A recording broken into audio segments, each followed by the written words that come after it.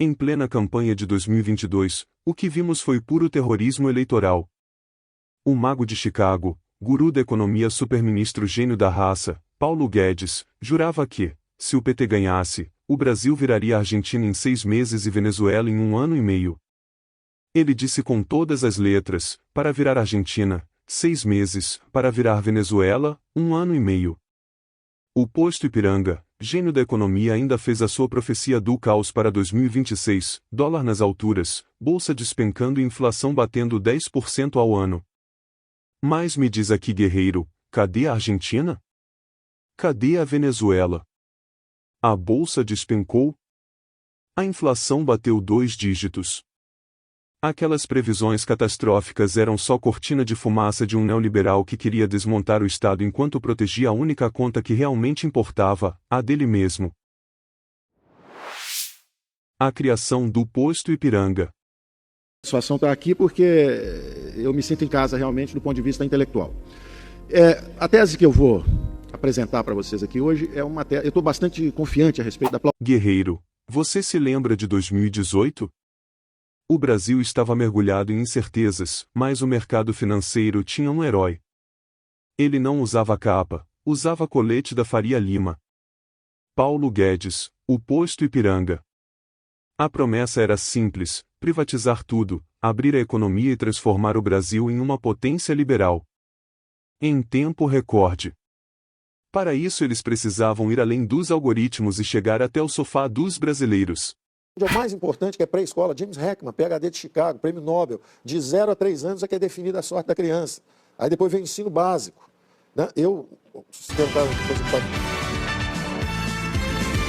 Pode ter certeza, né, que não será por um capricho meu ou um capricho dele, que nós estamos imbuídos, eu e Paulo Guedes estamos imbuídos em buscar dias melhores para o nosso Brasil. E nós não queremos uma aventura nesse processo.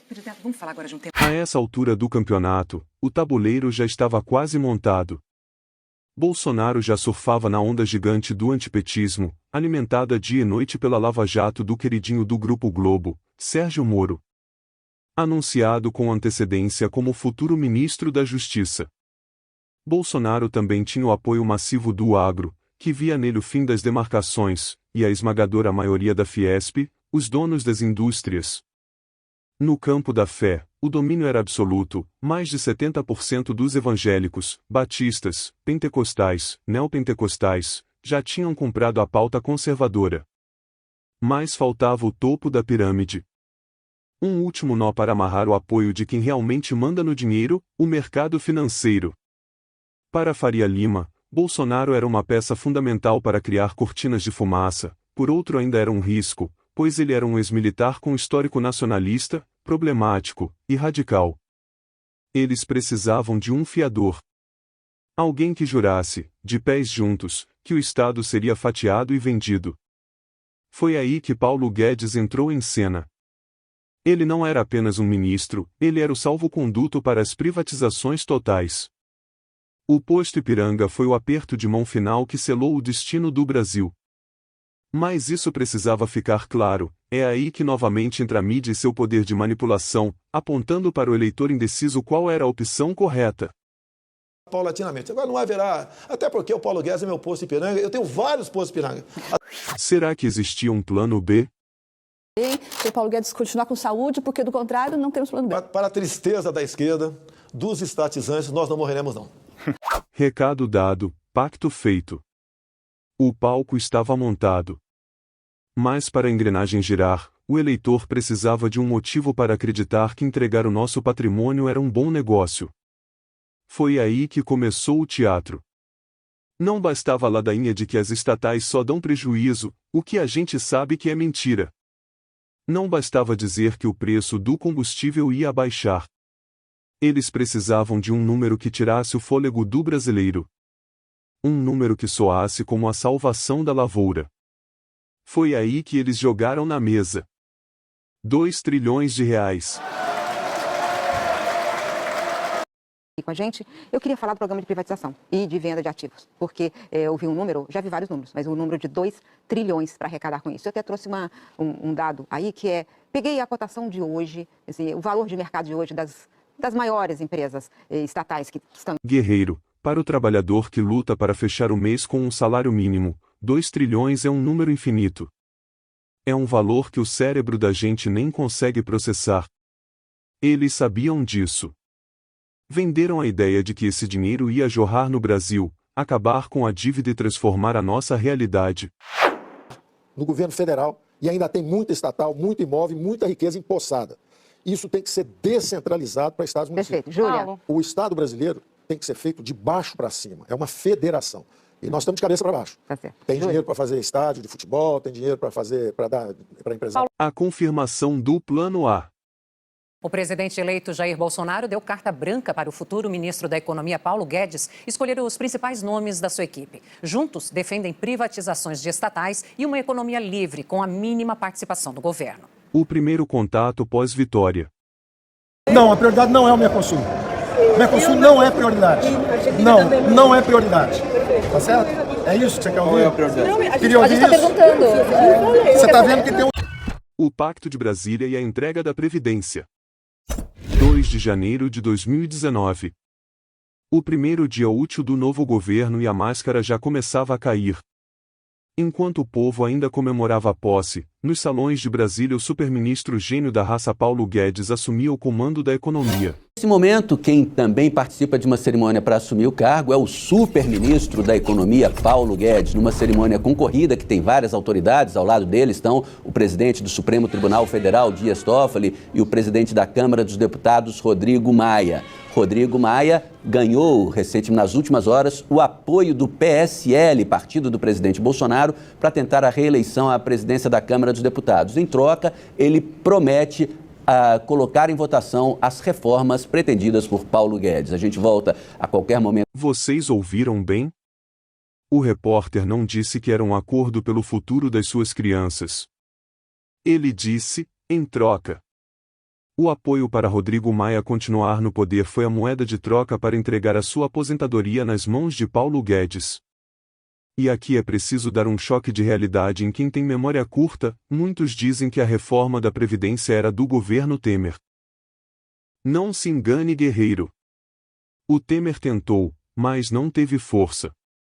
Ele foi barrado pelos escândalos e pela rejeição popular.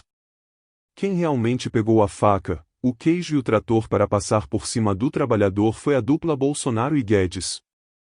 Eles usaram o cheque em branco da eleição de 2018 para fazer o trabalho sujo que o mercado financeiro exigia há décadas. O primeiro dia útil do governo Bolsonaro foi o batismo de um pacto. O governo entregava os votos do PSL para o Rodrigo Maia, que prometeu entregar a cabeça do trabalhador para o Guedes. Ali, nos salões de Brasília, o posto Ipiranga comprou o Congresso. Ainda com o discurso de combate à velha política na ponta da língua, na cara de todo mundo eles articulavam antes mesmo da primeira sessão do ano começar. Eles sabiam que para privatizar e fatiar o Brasil, precisavam dos operadores do sistema. Enquanto a mídia pintava Guedes como um gênio técnico, ele era, na verdade, um braço da articulação política para o topo da pirâmide. O pacto estava selado, o mercado ganhava a previdência, o Maia ganhava o cargo, e você? Você ganhava uma conta que não para de crescer. Trabalhando, botar o gás para fora, nós vamos botar o petróleo para fora. Já existe um programa também que nós estamos fazendo o choque da energia barata. Daqui a 2 anos o botijão de gás vai chegar pela metade do preço na casa do trabalhador brasileiro. Vocês ouviram bem? Ele não disse que ia usar o nosso gás e nosso petróleo para baixar o seu custo de vida. Ele disse que a ideia era jogar para fora. Nas entrelinhas do economês liberal de Guedes, o plano era simples: privatizar o lucro e internacionalizar o preço. Ele queria tratar o nosso gás e nosso petróleo como algo que pertence ao mercado estrangeiro, e não ao povo brasileiro. O superministro gênio da raça Paulo Guedes já mantinha o PPI e desenhava a entrega do nosso subsolo e nossa Petrobras para o exterior. Mais um aceno ao mercado dado com sucesso, e para o povão? A promessa de gás pela metade do preço em 2 anos. Eu sei que tem governador que gostaria de criar um Vale Gás. Mas eu acho que, em vez do Vale Gás, se zerar o imposto estadual e ICMS, vai ser excelente. Sabe por quê? Nós podemos começar a tratar da venda direta do botijão de gás, a exemplo do etanol. Você pode pegar o teu caminhãozinho, né? Para a tua comunidade ali, você vive num condomínio fechado, né? Uma vez por mês, teu caminhãozinho vai lá e compra ali 100 botijões de gás. ICMS está zerado. O governador do teu estado vai zerar. O PIS/COFINS, eu zerei aqui. O frete do caminhãozinho, vocês pagam do condomínio. Mais de lucro, zero. Não precisa ter lucro para quem foi entregar lá. É um trabalho comunitário. Pode ter certeza. No máximo, R$60 vai ficar o valor do botijão de gás. Esse, no máximo. Metade do preço atual. Então temos como diminuir o valor do gás de cozinha. É aqui que entra o Bolsonaro. Ele pega a tese fria do Guedes e transforma em esperança falsa para o povão. Ele usa sua linguagem direta para validar o absurdo. Quando ele diz que o gás vai custar metade do preço, ele está dando um aval político para que o Guedes fatie a Petrobras sem resistência popular. Bolsonaro não está discutindo economia, ele está fazendo propaganda. Ele convence o eleitor de que o inimigo é o imposto do tal monopólio na estatal e o ICMS dos estados. Ele diz que fez sua parte ao zerar impostos federais, terceirizando a função real da economia para os governadores dos estados e a colaboração coletiva dos cidadãos brasileiros. Mas pasmem, ele fala em famílias que moram em condomínios. E quanto aos outros cidadãos? A dupla funciona como uma engrenagem, Guedes dá o verniz de seriedade e Bolsonaro entrega o apoio da massa. Mas o resultado dessa parceria? Como o seu bolso sentiu depois? Não foi o desconto de 50%, foi o botijão a preço de ouro. O preço do gás de cozinha teve alta pela sexta semana seguida, segundo a Agência Nacional do... Já corta para 2022. 2 anos após a promessa mágica de redução de 50%. O resultado? O preço médio saltou de R$ 69 para mais de R$ 100, chegando a inacreditáveis R$ 160 em algumas regiões. O pessoal do condomínio não pagou o frete, o tiozinho do caminhãozinho faliu. A ideia de jogar para fora funcionou, o gás foi para fora do alcance do seu bolso. Você já tomou um choque elétrico? Já existe um programa também que nós estamos fazendo, o choque da energia barata, daqui a 2 anos. Em junho de 2019, o otimismo do superministro gênio da raça, Paulo Guedes, não tinha limites. Ele prometeu o que chamou de choque de energia barata, focando na redução de até 40% no preço do gás natural. Ele dizia que a abertura do mercado e a quebra do monopólio da Petrobras trariam uma reindustrialização mágica e energia competitiva para as termoelétricas. Mas o que ele não contou é que, enquanto vendia essa ilusão técnica, o governo cruzava os braços para o planejamento energético básico do país.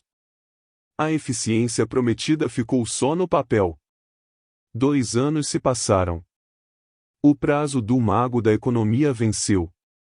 E o que aconteceu? O preço do gás explodiu, chegando a R$ 160. E a conta de luz? Ficou mais cara pelas térmicas a gás, o governo não se planejou. Quando a seca veio, eles ligaram as térmicas mais caras e poluentes, e o povo recebeu a bandeira de escassez hídrica e a conta de luz mais cara da história, provando que o choque de Guedes só serviu para fritar o orçamento do brasileiro. Mas o golpe final ainda estava por vir. No rastro de uma conta de luz que já tinha destruído o orçamento das famílias, eles venderam a solução mágica, a privatização da Eletrobras. Em junho de 2022, no apagar das luzes do governo, entregaram o controle da maior empresa de energia da América Latina. Diziam que a venda era necessária para atrair investimentos e baixar a conta. Mentira. O que fizeram foi transformar um setor estratégico em um balcão de negócios. Entregaram as nossas águas e as nossas usinas para o mercado, garantindo lucros astronômicos para os acionistas, enquanto você continua pagando as taxas extras de um sistema que não pertence mais ao nosso povo. O choque de Guedes e Bolsonaro não foi para iluminar o Brasil, foi para apagar a soberania nacional e deixar a conta no seu nome. Para entender o buraco onde nos enfiaram, precisamos olhar para 2018 e 2019. Antes de qualquer pandemia, o mago guru do mercado, o superministro gênio da raça Paulo Guedes e seus amiguinhos do mercado e da imprensa, previam um salto para 2019. A economia deve crescer menos este ano por causa da greve dos caminhoneiros e das incertezas no cenário internacional. Para 2019, um estudo do IPEA prevê um PIB de 3%. O teatro começou com aplausos. Enquanto os amiguinhos do mercado e da imprensa projetavam crescimento com a chegada do posto Ipiranga, ele repetiu o discurso de que o Brasil ia decolar. Será que decolou? A economia avançou um pouco e fechou o ano de 2019 com um crescimento de 1,1%. Mesmo com este crescimento, os números divulgados hoje pelo IBGE revelam que esse índice trata-se do menor avanço em 3 anos, em meio à perda de ritmo do consumo das famílias e dos investimentos privados. Segundo o Instituto em Valores Correntes, o PIB do ano passado totalizou 7 trilhões e 300 bilhões de reais. Essa foi a terceira alta anual consecutiva após 2 anos de retração. No entanto, segundo analistas, a recuperação lenta ainda mantém a economia do país abaixo do patamar pré-recessão. Em dezembro de 2018, antes da posse de Bolsonaro, o mercado esperava um crescimento próximo de 2,5% no primeiro ano da gestão do capitão do Exército. Já no fim do ano passado, a previsão era menor, de um PIB de 1,17%, segundo o Boletim Focus do Banco Central. Não adiantou rezar. O posto Ipiranga é só metáfora. A fama de guru, gênio, superministro, não se sustentou porque ela é falsa. A realidade foi um balde de água fria. Antes de qualquer pandemia, o resultado oficial do PIB de 2019, primeiro ano do governo Bolsonaro, foi o PIBinho de 1,1%. O voo de águia que prometeram não passou de um voo de galinha com asas cortadas. Com a economia patinando, Guedes traçou a própria régua, disse que o dólar só chegaria a R$5 se fizessem muita besteira. Sobre a disparada do dólar, Paulo Guedes lembrou que o câmbio é flutuante e defendeu as reformas propostas pelo governo. Quando questionado se a cotação da moeda americana pode chegar aos R$5, começou a dar uma explicação e logo se arrependeu. Se o presidente pedir para sair, se o presidente do Congresso pedir para sair, eu faço algumas brincadeiras de professor e isso vira coisa errada.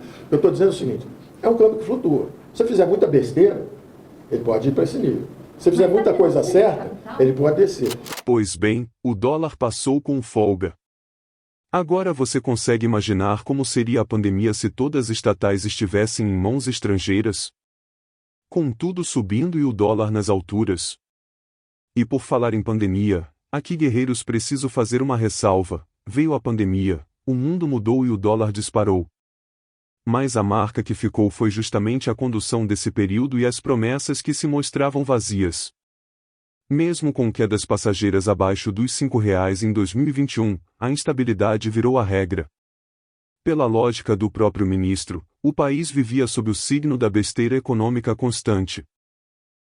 E o ministro da Economia, Paulo Guedes, falou sobre o desemprego e as perspectivas de crescimento para o país numa entrevista exclusiva ao repórter Tiago Nolasco. Brasil. E já existe uma alternativa, porque na proposta de reforma tributária que o governo deveria enviar ao Congresso, se falava em criar um imposto de pagamentos, que seria a CPMF. O senhor já disse que ela não vai... A CPMF está descartada, a última pessoa que falou disso foi desempregada, né? Foi demitida. O presidente já assumiu um compromisso que a CPMF não existe. Não já existe uma nova alternativa? Nós estamos estudando exatamente as alternativas. Os traficantes de droga não pagam, os traficantes de armas não pagam, os sonegadores, esse pessoal todo está fora da malha tributária hoje. Então, buscar essa turma e botar para pagar era uma meta nossa. Nós continuamos pensando em alternativas. Você não ouviu errado. Ele disse ir atrás dos traficantes e sonegadores para a tributação. É assim que pensam os liberais na economia? Em vez de combater o crime, a ideia é mandar o boleto do imposto para o traficante? É isso que o mago gênio da raça superministro Paulo Guedes ensina para os seus alunos e seguidores? Fica a pergunta, será que lá na Universidade de Chicago, onde ele se formou, existe essa matéria, tributação de fuzis e narcóticos? Enquanto o governo divagava sobre como lucrar em cima do ilícito, o cidadão de bem amargava o imposto mais caro do mundo no prato de comida. É o liberalismo de conveniência, para o povo, o rigor da inflação, para o crime, tudo liberado desde que aceite a oferta de uma guia de recolhimento de imposto. A sopa de letrinhas da economia do posto Ipiranga.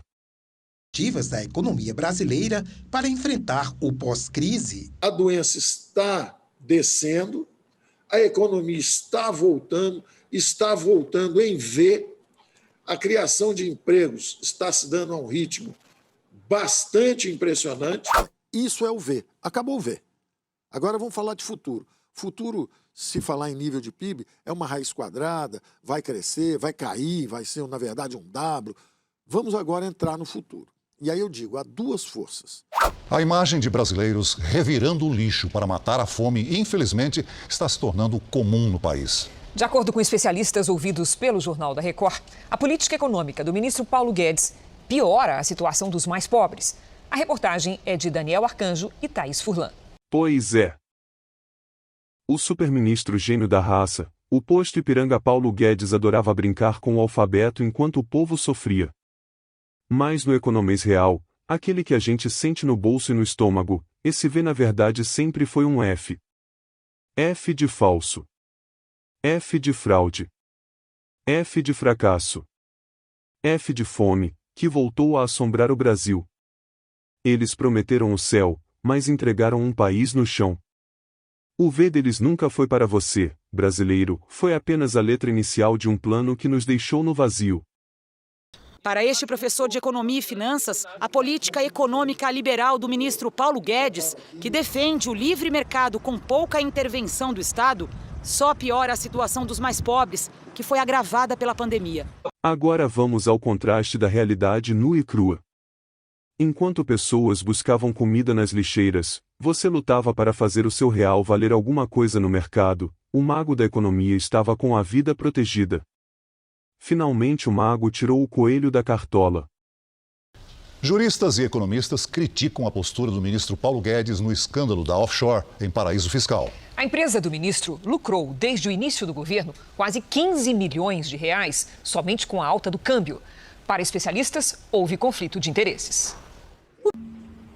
A primeira observação que eu queria deixar registrada para os senhores é o seguinte: offshore é um veículo de investimento absolutamente legal. É absolutamente legal. E, de novo, eu sigo sempre conselhos. Conversando, eu tenho uma parte em 2014, 2015. É isso, guerreiros. As imagens falam por si. O posto Ipiranga até tentou, mas dessa vez não deu para esconder o batom na cueca. O pior é que isso não abala a direita e os liberais, afinal não é ilegal. Pelo contrário, segundo o mago do mercado, o gênio da raça Paulo Guedes, é super legal. Mas eles não dizem que é imoral. Esse contorcionismo da realidade se alinha com uma coisa, a seletividade de classe e identidade. Para além disso, o que mais chama a atenção nesse abismo entre a riqueza milionária em dólares para poucos e a miséria de tantos é o reflexo que vem na forma de palavras. Porque depois que o bolsonarismo aprendeu a falar com desprezo, preconceito e ironia do brasileiro comum, e isso que você verá a seguir virou normal. Aceitável. Turismo, todo mundo indo para Disneyland, empregado doméstico para Disneyland, uma festa danada. Peraí. Vai passear ali em Foz do Iguaçu, vai passear de salário. O funcionalismo teve aumento de 50% acima da inflação, tem estabilidade de emprego, tem aposentadoria generosa, tem tudo. O hospedeiro está morrendo, o cara virou um parasita. E é nessa confusão toda, todo mundo está achando que estão distraídos, abraçaram a gente, enrolaram com a gente, nós já botamos a granada no bolso do inimigo. 2 anos sem aumento de salário. Você vê um prato de um classe média europeu, que já enfrentou 2 guerras mundiais, são pratos relativamente pequenos. E os nossos aqui, nós fazemos almoço onde às vezes há uma sobra enorme. E isso vai até o final, que é a refeição da classe média alta, até lá há excessos. Então, desde... Não se assustem se alguém então pediu AI-5. Já não aconteceu uma vez? People destroy environment because they need to eat, they have other concerns. Ali em Foz do Iguaçu... O brasileiro não consegue fazer nada, tem um liberal lá. Tem que vender essa porra logo. Então, justamente os mais pobres estão comprando, estão indo ao supermercado, estão comprando material de construção. Então, isso, na verdade, é um sinal de que eles estão melhorando a condição de vida. O preço do arroz está subindo justamente porque eles estão comprando mais, está todo mundo comprando um pouco mais. Tem uma bolsa para todo mundo, tinha cara que preenchia a ficha. O porteiro do meu prédio, uma vez, virou para mim e falou assim: Paulo, eu estou muito preocupado, porque meu filho passou na universidade. Ué, você está triste por quê? Ele tirou 0 na prova. Ele tirou 0 em todas as provas e eu recebi um negócio dizendo assim: parabéns, Seu filho tirou, aí tinha um espaço para preencher, botaram 0. Foi até para o outro extremo. Deram bolsa para quem não tinha uma capacidade, não sabia ler, não sabia escrever, nada. Botaram todo mundo, exagerado. O chinês inventou o vírus e a vacina dele é menos efetiva que a do americano. O americano tem 100 anos de investimento em pesquisa. Então os caras falam, qual é o vírus? Aí eles falam, decodifica, tá aqui a vacina base. Olha, você sai de 60 para 600, uma família sai de 180 para 1.800, isso não é mais uma transferência de renda, isso é uma transferência de riqueza. A família se sentiu rica. Compraram material de construção, ampliaram sua casa, uns compraram a casa própria, compraram geladeira, né? Foram ao supermercado, melhoraram a pauta alimentar. Um resultado espetacular, foi muito bom. Quer dizer, qual que é o problema agora? Que a energia vai ficar um pouco mais cara porque choveu menos. O problema agora é que está tendo uma exacerbação porque anteciparam as eleições. Tudo bem, vamos tapar o ouvido, vamos atravessar, vai ser uma gritaria danada, mas nós vamos chegar lá, vamos ter as eleições, vai acontecer tudo que tem que acontecer. E como termina a jornada do nosso posto Ipiranga? Em dezembro de 2022, Paulo Guedes saiu do governo exatamente como entrou, completamente blindado pela sua arrogância e desconectado da realidade das ruas. Ele deixou para trás um rastro de promessas furadas e um ataque sistemático ao coração do Brasil. Sua sanha privatista queria entregar tudo, nosso petróleo, o pré-sal e as nossas estatais a preço de banana. Tentou asfixiar o serviço público com uma reforma administrativa que, graças à resistência popular, não passou. Ele queria um Estado mínimo para o povo, mas um Estado máximo para garantir o lucro dos seus amigos. Mas não se engane, guerreiro. Para ele, não teve fila do osso, nem preocupação com o preço do gás. Assim que o navio começou a afundar, o mago saltou direto no seu verdadeiro lar, o mercado financeiro. Ele não perdeu um segundo. Correu para os escritórios de vidro da Faria Lima para voltar a cuidar do dinheiro dos bilionários. Hoje, Guedes é sócio e presidente da Legend Capital, uma gestora de fortunas. Ele vive muito bem, obrigado. Aquela offshore de 10 milhões de dólares nas Ilhas Virgens, nos famosos Pandora Papers, continua lá, rendendo e protegida, enquanto o trabalhador brasileiro se endividava só para colocar comida na mesa. No fim das contas, o gênio de Chicago pegou o chapéu, saiu de férias antes do mandato acabar e foi embora. Deixou para nós um país estagnado, uma bomba fiscal e o poder de compra destruído. O mago, o gênio de Chicago, o superministro posto Ipiranga, tudo isso nunca existiu. O que vimos foi apenas um mercador de ilusões que ficou rico enquanto o Brasil empobreceu. A mágica acabou, mas a conta? Essa ficou no nosso bolso. E se você acha que esse capítulo acabou, abra o olho. O plano para 2026 já está sendo montado nos bastidores. O senador Flávio Bolsonaro já deixou o convite na mesa, se ele ganhar, quer o mago superministro, gênio da raça, o posto Ipiranga de volta no comando da economia. Guedes faz charme, diz que não quer o cargo, mas já garantiu apoio total ao projeto. Ou seja, a mesma política da granada no bolso, do desprezo pelo pobre, e da festa na Faria Lima está prontinha para voltar. Eles querem repetir a mágica, guerreiros. Mas agora, a gente já sabe quem sai da cartola, é o lucro deles e a conta no seu bolso. O aviso tá dado.